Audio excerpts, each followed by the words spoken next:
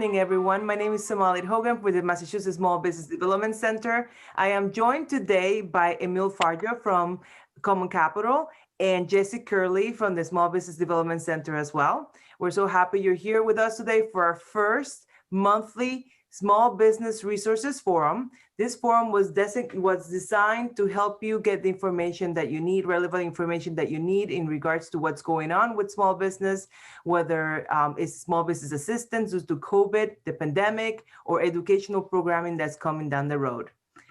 We have a short initial presentation that we want to share with you.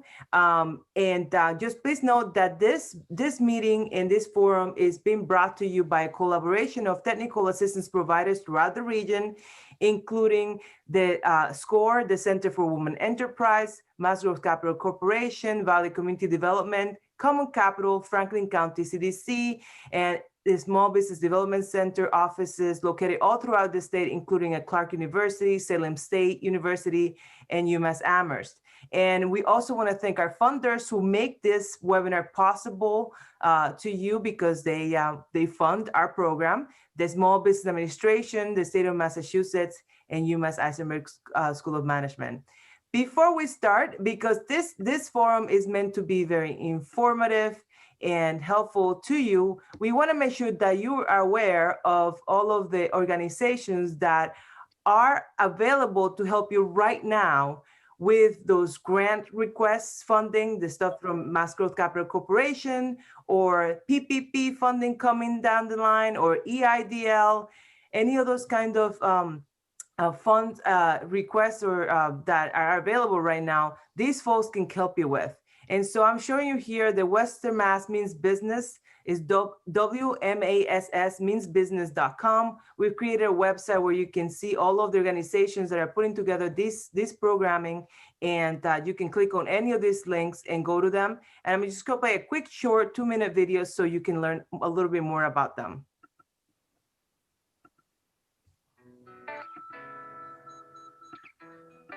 Hi, I'm Sean Miller with the Center for Women in Enterprise, or CWE. We serve the state of Massachusetts and approach business from a feminist perspective. With free workshops and consultations, we're here to help you launch, grow, and certify your business. We look forward to working with you. Hi, my name is Emil Farjo. I'm the Business Assistant Coordinator at Common Capital. Common Capital is a SBA microlender and a community development financial institution. We make loans to small businesses in Western Mass in a range of $1,000 to $300,000, and we provide a free business assistance to our borrowers. I'm Amy Shapiro, Business Development Director with the Franklin County Community Development Corporation, serving Western Mass businesses to start, stabilize, grow through counseling, business lending, and home to the shared use Western Mass Food Processing Center. We help you evaluate assumptions to minimize risk with counseling, capital, and connections. Hi, my name is Somalit Hogan, and I work for the Massachusetts Small Business Development Center Network. Our mission is to help assistant business owners and new entrepreneurs achieve their goals of owning profitable and sustainable businesses. We can assist you with cash flow analysis, personnel, and organizational issues, as well as business planning, marketing, international trade, and government procurement. Asistencia en español y otros idiomas está disponible. SCORE is a 50-year-old nonprofit volunteer organization. We provide free one-on-one mentoring to small business entrepreneurs to help them start, sustain, grow, and exit their businesses. Our 53 experienced volunteers have helped our clients to start thousands of businesses and add many thousands of jobs all over Western Massachusetts. Hi, my name is Dee Dice with Valley Community Development, and we're a one-stop resource for all things for small business. We offer one-to-one assistance, workshops, training, and we have access to a huge amount of resources, all for free. So no matter what your business stage is, know that we've been there and we can be there for you.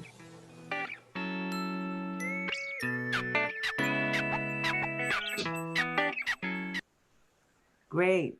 Thank you for allowing us to share that with you. And without further ado, we're going to start our webinar today, our forum, now that you met a lot of the partners. And we're going to move on to here's the contacts for all of our partners. After this webinar, for all of you who have registered on Eventbrite and we have your email address, we will be sending you a copy of this PowerPoint presentation. So if you don't have time to write this down, don't worry, we're gonna send them over to you. Here's just a listing of all of the offices throughout the state for the Small Business Development Center network. We also have an export center that helps businesses with exporting and a procurement technical assistance center that helps businesses with government contracting.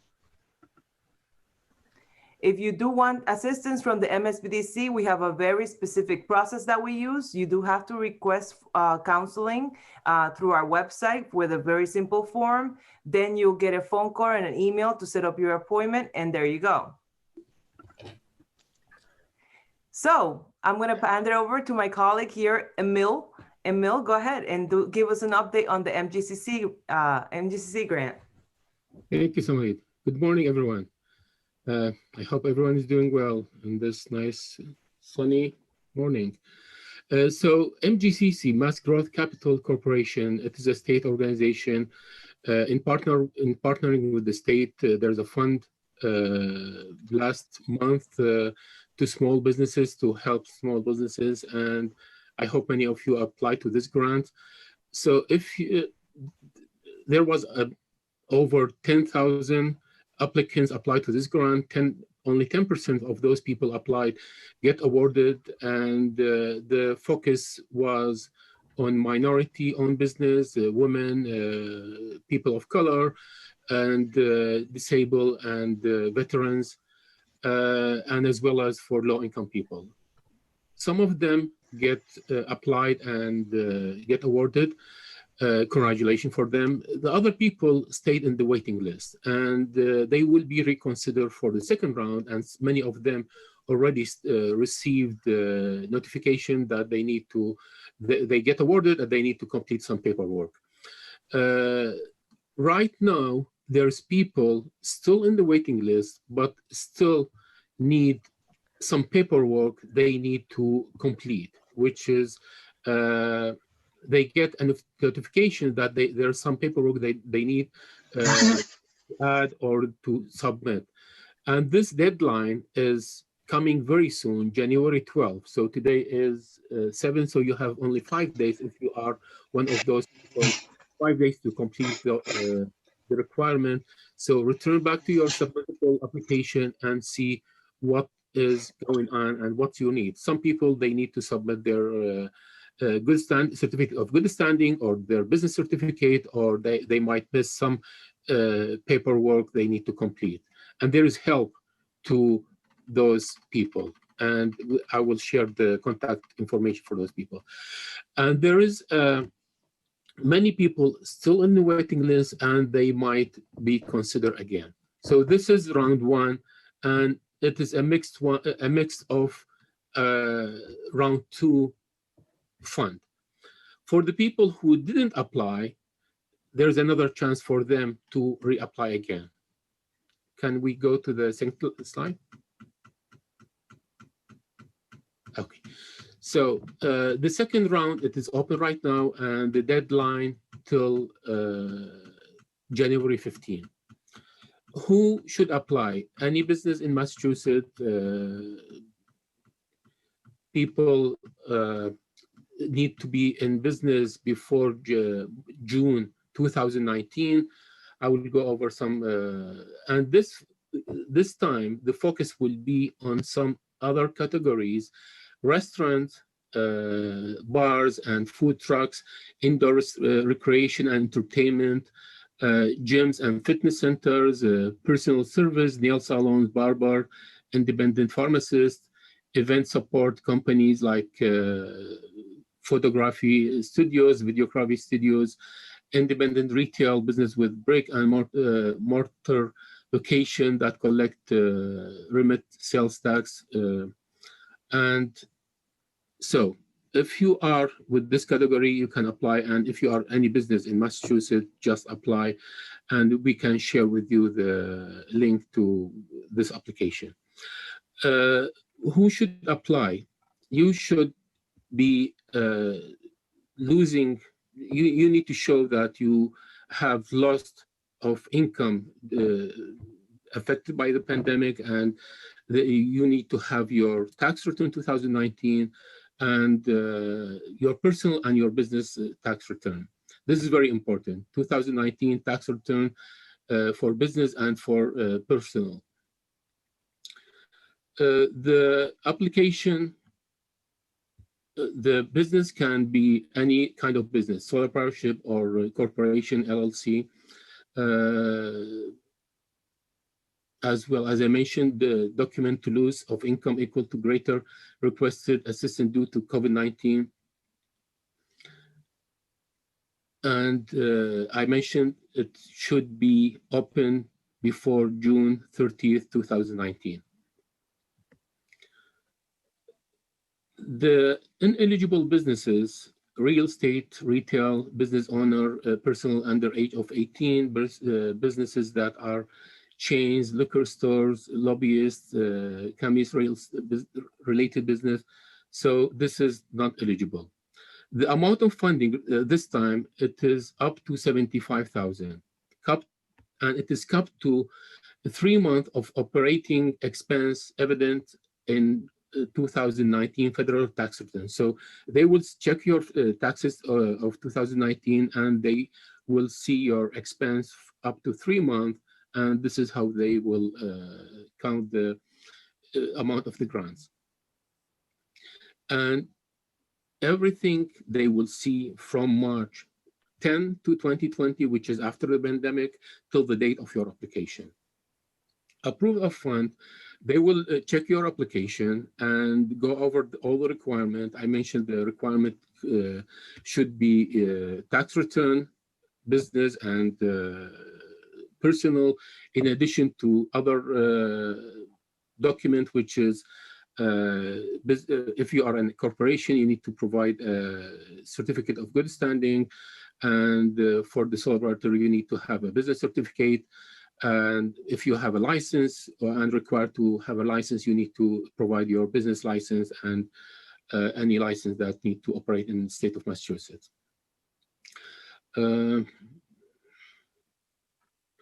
How to use this fund? This fund need to be used for payroll, rent, utilities, and it is not can be used for any great purchase, equipment purchase, or major equipment purchase, or real property, construction activities, business expense, lobbying as well. So also grant must be prevent from duplication of benefits. So that means if you receive PPP or if you receive EIDL in the past and you used PPP and EIDL loan for payroll, you cannot use this grant to pay for the same thing. So you need just to make sure that you don't duplicate the use of funding that you federal or state funding that you received before in the same purpose. So this is very important. And you will go over the application and see the required document, and it is not, it's easygoing. You need to have your taxes, you need to have your numbers, and this is what we always focus on this. W-2 as well, there's W-2 you need to provide. Okay, so next slide, please. If you want to, if you are applied for the first round and you are in the waiting list and you need to request some or you need to, and they ask you to provide some documents and you need help, the first joint help session or request one-on-one assistance, this link, if you can copy it or just put it in the, maybe you can put it somebody in the chat box. This can help, or we can help as well. Contact one of us, we can help in this. If you need help and submit your application for the second round, which is closed in the 15th of the month, you can use this link, or as well contact one of our coalition in the Western Mass Mean Business. If you have any question, I'm ready to answer, but I'm done right now, Somali. Yes, I was answering a question in the chat about eligibility. And just to reiterate what you said is that so the question was, if you have an EIDL or a PPP loan, are you still eligible, right? And the Yes. answer is yes, you're still eligible to apply. What they ask you to do though is if you have enough EIDL and PPP money to cover all of your expenses since March, then don't apply, because they don't want you to duplicate, double dip, so to speak. But if you've already spent all your PPP money, which most of you have already, and you already spent all of your EIDL money and you're still in need of more money to cover, you're still behind in rent, you're still behind on payroll, you still need monies to buy PPE, personal protection equipment, or cleaning supplies, pay interest on debt or interest on your mortgage, et cetera, then yes, you should definitely apply for this grant. And if you already applied on the round one, you do not need to reapply.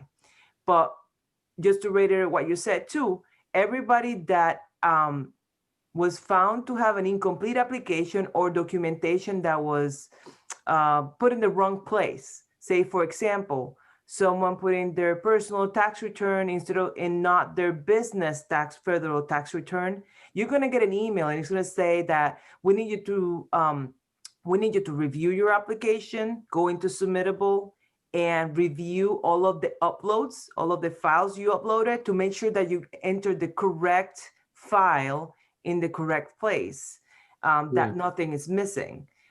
Because you're very much, at that point when you get that email, you're pretty much awarded a grant, but you have to go in and you have to make sure that you did enter, double check all of the documents that you submitted, because they won't tell you. They have so many applications to go through, over 10,000 applications to go through. They won't tell you exactly which is the document that was incomplete or not uploaded. You have to kind of go through your uploads and double check everything. And if you have any questions, you can actually contact them. That's at questions@massgcc.com.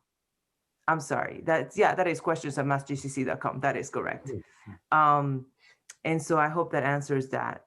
I don't see any other questions in the chat. I'm going to move on to the next update, because then we want to take most of the time that we have today for open questions so that everybody can get a chance to ask the questions.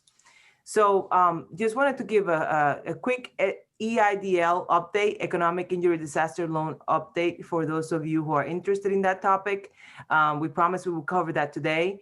And I apologize for the slide. I hate doing slide that is has 1,000 words in it. But listen, there's no way to get around that one on this one. And I'll be sending you a copy of the slides after the webinar. You knew about this SBA grant a long time ago. That's no longer available. That was the EIDL loan advance. I kind of had a little typo there. But for those of you who were hoping to get another grant from the SBA, that's not longer available, just so you know. It could change tomorrow, who knows, but right now it's not available.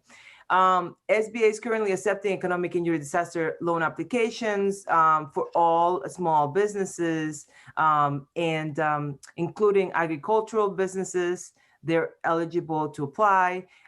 There's some information there. 500 for your employees for agricultural businesses are eligible as a result of the new law. It was granted by Congress. And then those agricultural businesses include food production, production of food and fiber, ranching, raising of livestock, aquaculture, and all other farming and agriculture related business industries. So you can look up information if you're in that industry and you are making a food product or you're involved in that area. You may be eligible unless you already applied. And the process for those of you who already have an EIDL loan, you can request an increase on that loan. Okay, I'm going to repeat that. You can request an increase on that loan amount if you found yourself short, and you need to send an email to that email address, pdc.reconsideration@sba.gov, to request for an increase in your EIDL loan from the SBA. I apologize, this is a little blurry. It was a screenshot that was sent to me this morning around 7 a.m. from one of our SBA colleagues, and I didn't have time to ask him for the original, but I'll try to do my best to go through this with you. The purpose for requesting that additional EIDL fund needs to be to provide 6 months of working capital, okay? So that's really the intention for this additional EIDL monies. And in your request, you should include the following documentation, a short letter, in your email. You can attach it, or you can put it right in the email explaining why you need more funding. You should attach your profit and loss statement for 2019, along with your 2020 year-to-date actuals, which would that actually be January through December of 2020, because we're now in the new year. A copy of your previous tax return. This will be 2019 tax returns, of course, because the 2020 you haven't done those already. They're not due until March. You completed SBA form 3502. You can actually Google that one. There's a link in here. That link doesn't work in this particular form, so you might have to look at that one up. Completed and signed copy of the IRS form 4506. And if you know that your credit history or score may be an issue, listen, we're human beings. We have so much pressure right now. Our business have been our livelihood. We've been impacted really bad in the past year. So we understand we get into these situations that where we are unable to pay our debts. So if your credit is an issue and it has been taking a toll in the last year, just submit a letter evidencing like why you have, showing that you have repaid or been trying to pay, and what your situation is in your financial situation, so that they can take that into consideration. So there's additional information here. I'm just going to send this over to you. As I said, I'm going to try to get a cleaner picture of this, but I don't want to spend a whole lot of time on this because we want to get to your questions. PPP update. A lot of people asking about the PPP. They call it PPP 3.0 because it's the third round of PPP. It's a small business, 300 employees or less. That's what the SBA is saying. That's going to be their part of the regulations. Of course, they're still in the process of creating that policy, so it could change, but that's what they're saying so far right now. You need to show at least a 25% reduction in revenues from 2019 versus 2020. So this is a very important critical thing that you need to know. And next week on Friday, we're having a Understanding Your Business Financials with Rob Morton, which is a CPA.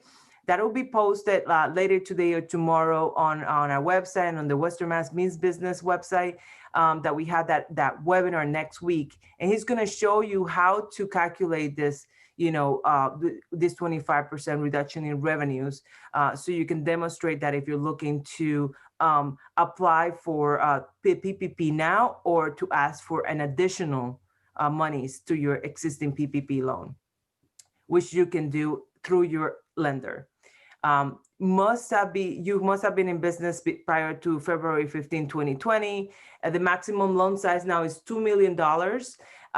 And again, the amount of the PPP loan is going to be calculated now at 3.5 times your average monthly payroll. Okay, so this is from from the 2019 tax returns. They're going to look at 3.5 times your average monthly payroll, and that's how they're going to calculate the amount that you can borrow.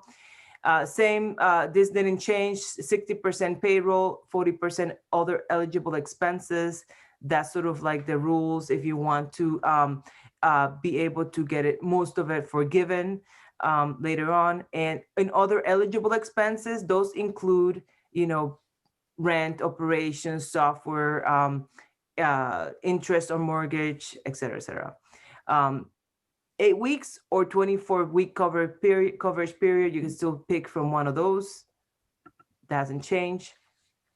Again, you can work with your bank and your lender to apply for this for the new PPP. A disclaimer at the bottom: SBA is still writing policy on the next round of PPP, so it's still not yet available But you can get ready for it by gathering all of your financial information and making sure you have it all at your fingertips to be able to do so.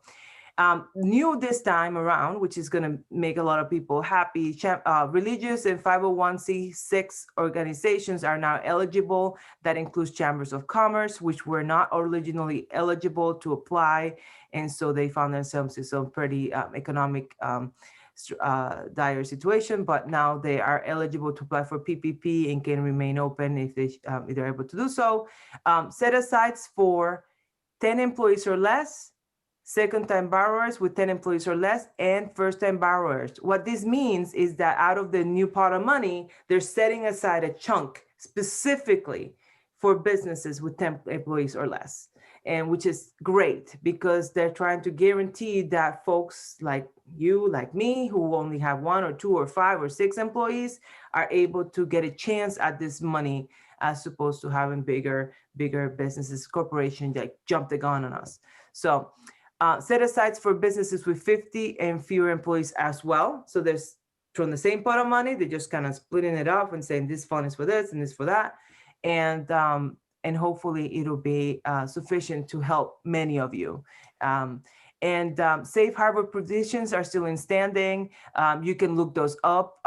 It talks about, when you can, if you're unable to rehire people because they don't want to come back to work, they're on unemployment or what have you, there's still some safe harbor provisions that allow you to still get your PPP loan forgiven, even though you were unable to hire everybody back. Because the PPP, the Paycheck Protection Program, the primary reason for it is to help keep people employed.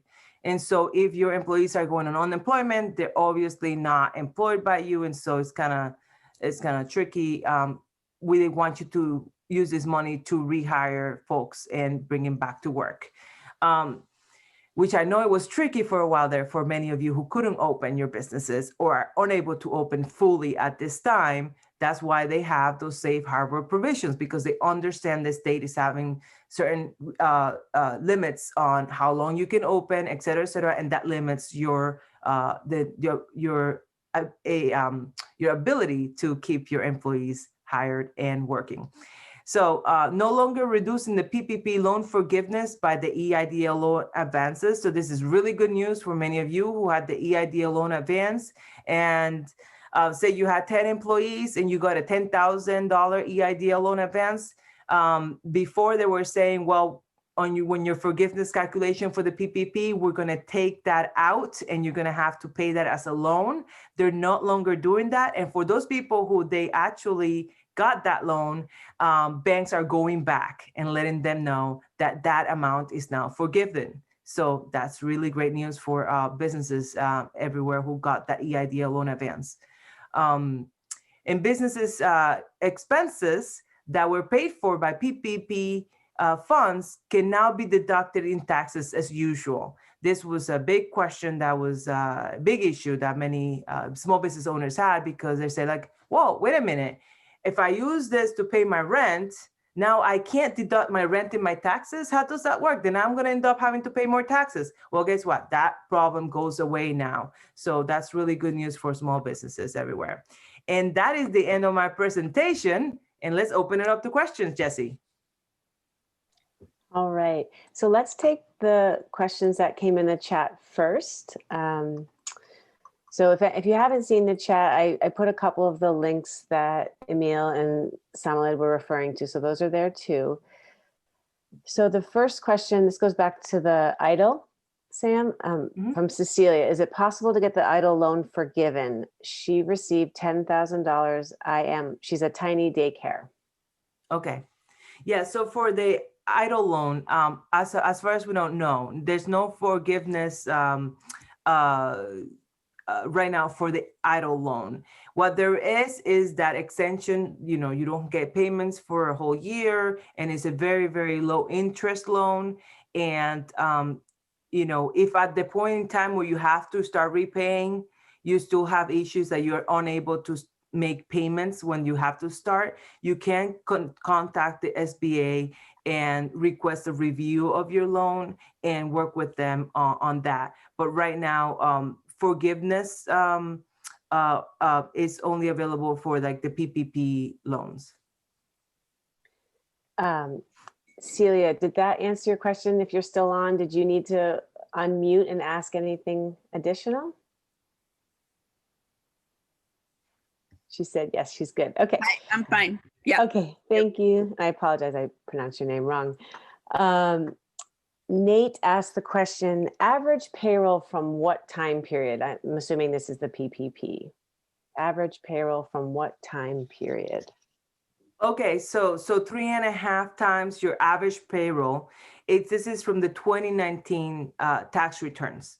So in 2019, where things were happy and everything was good, and hopefully your business was going well and everything like that, they're gonna look at your payroll there, average monthly payroll, all right? And they're gonna multiply that times 3.5, and that's gonna be the maximum loan amount they're going to approve you for the PPP loan. So Nate, did that answer your question, or would you like to unmute and follow up with anything? Yes, that answered my question. I did have another question if I can ask quick. Sure. So we were a full service restaurant. Since the pandemic, we have not offered indoor dining and henceforth have not been able to bring back a lot of employees because a lot of those employees were servers. How does that affect forgiveness in the PPP loan in terms of they were part of payroll in 2019, obviously, but there's no possibility of bringing them back at this point because I'm not open for a full service. I've not really gotten a clear answer on that, and I was wondering if there is an answer on that. Right, that comes, Nate, that comes into the safe harbor provisions, okay? And you need, you can work with your, there is a calculation, a spreadsheet that you can work out with your lender in the forgiveness application, where you can calculate how much, basically, the worst case scenario is that it reduces the amount that's forgiven from the PPP by the number of employees that you couldn't you did not hire. But if you can prove that you couldn't hire them because, reduction in hours, because of restrictions from the state, you can't be open, or you actually tried to hire the employee back and you have an email or a letter or whatever, and they just didn't want to come back, then you don't get that reduction on your forgiveness from the PPP loan. But there's an actual calculation. There's some math involved in there in the application where you can calculate exactly how much like one employee will cost you in regards to the forgiveness amount from the PPP. Thank you. You're welcome. Okay, I'm just going to keep going here, Sam.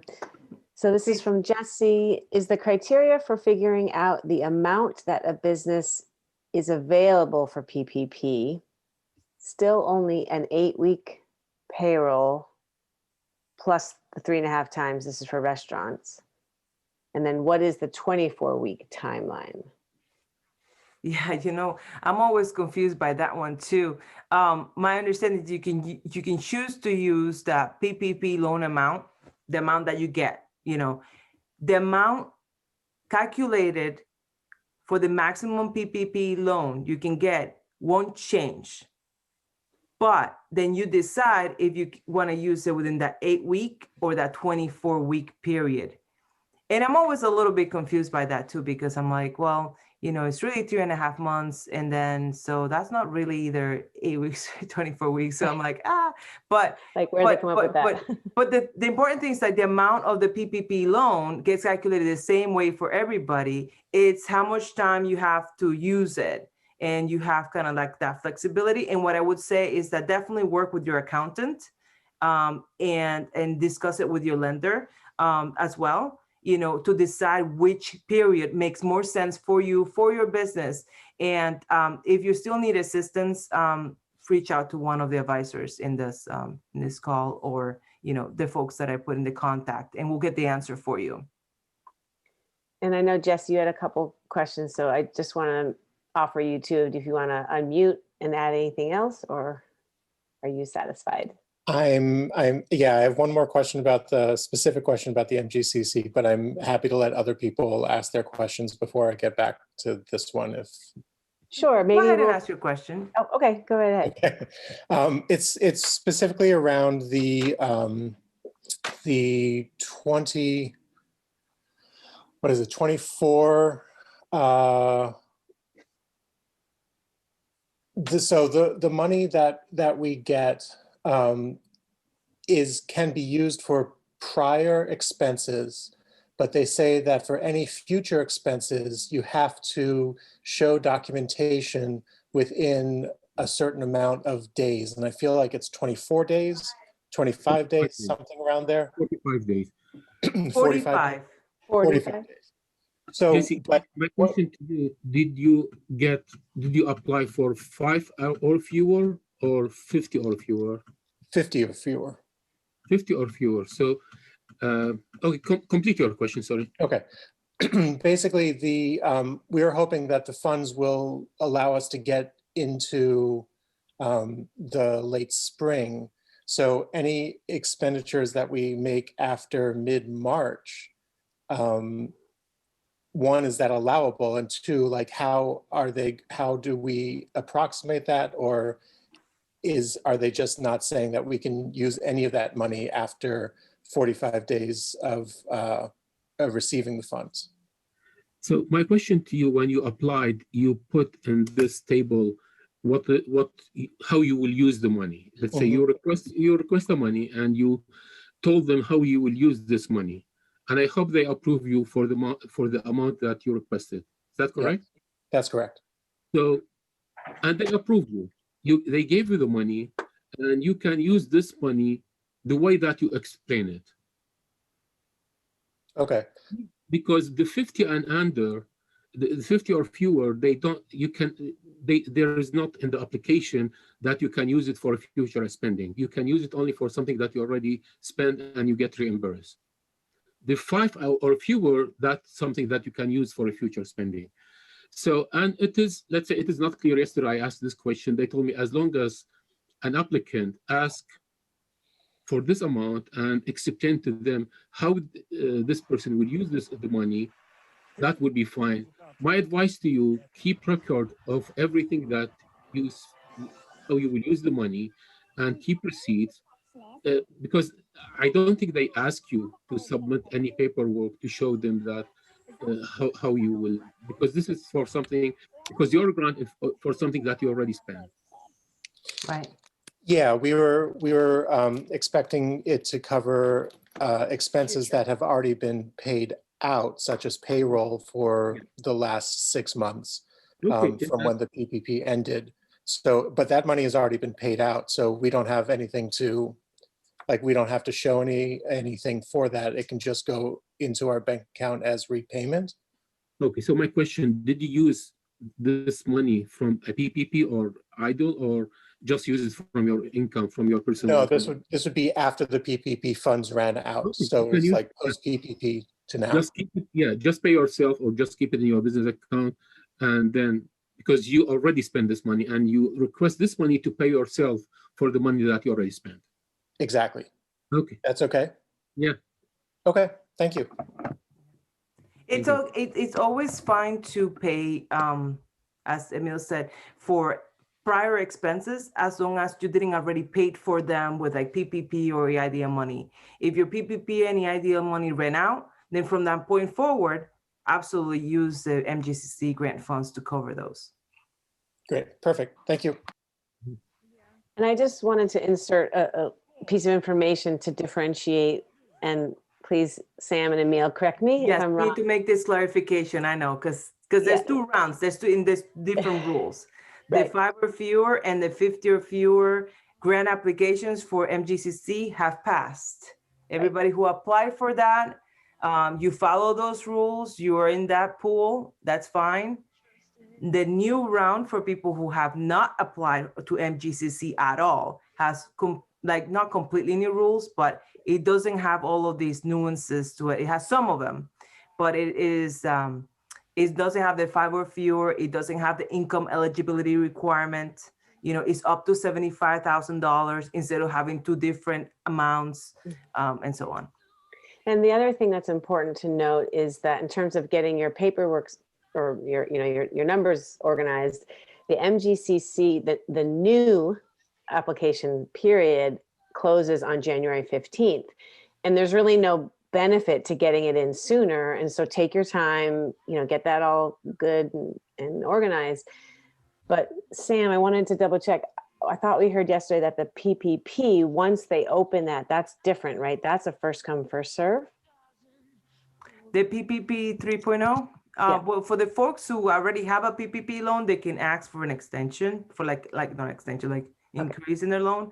And for those folks that don't have a PPP loan, that are applying for the first time, it is kind of a first come, first serve. But to be honest, again, it's good to, get ready now to be able. That's right. That's what Dee was saying yesterday. Is like, get ready because you don't really know, and you want it once it opens.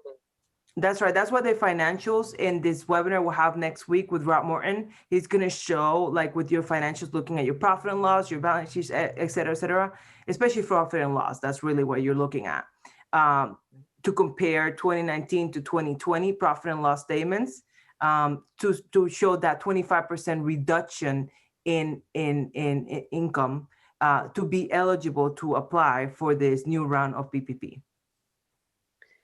Okay, so I just want to do a time check. I know we're closing in and a lot of great new questions are coming. So let's just take a couple of these. But Sam, let's just remind folks again, go to the Western Mass Means Business site to see all the folks in the collaboration. You've got our site. We can connect you with business advisors to work with you one-on-one for more individual questions if we don't get to everyone's. And we'll run this again monthly. So keep that in mind too. All right, so Sam, there's a couple more I want to put to you. So regarding the Mass COVID grant, will recipients need to pay taxes? And I'm assuming Mass COVID grant, you're talking about the MGCC grant? That's what The MGCC grant. Yeah. That's Will a good recipients need to question. pay taxes? I know about the PPP stuff, but I'm not actually sure. Emil, have you heard? No. You haven't heard, or they don't have to pay taxes on that? I don't know.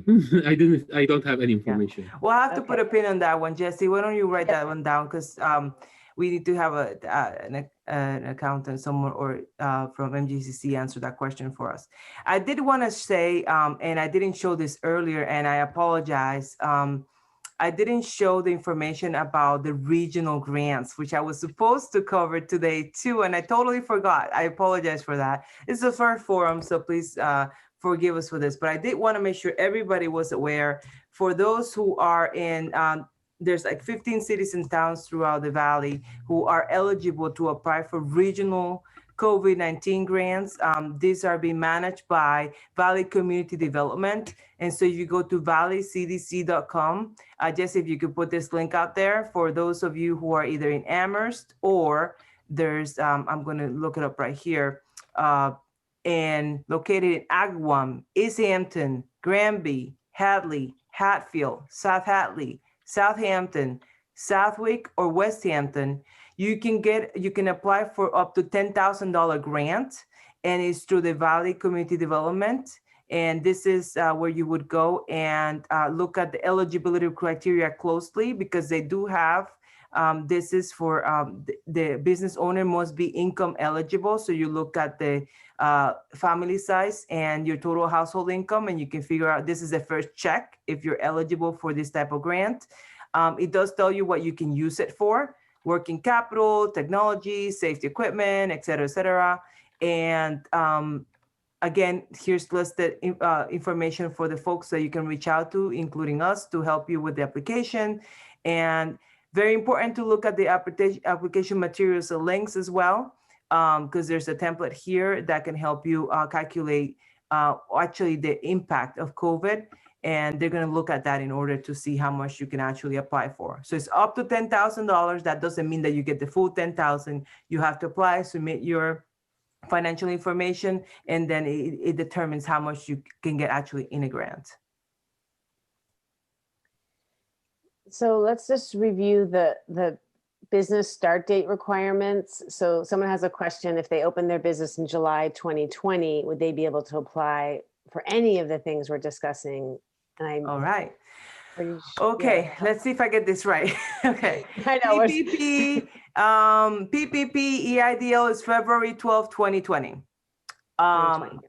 For the Valley Community Development, the regional grants, and the Amherst grant I just mentioned, I think it's January 1st, 2020. Did I get that one right, Jesse? I'm gonna double check. Okay. I'm gonna I double think- check. And then I'm pretty sure that is, but, and then for the MGCC grant is June, is it June 30th, 2020? Okay, No, 2019, 2019, sorry. 2019. 2019? Okay, Okay. 2019, correct.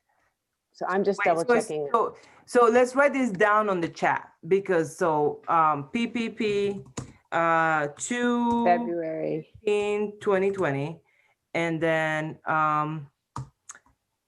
MGCC was June June 30th, 2019.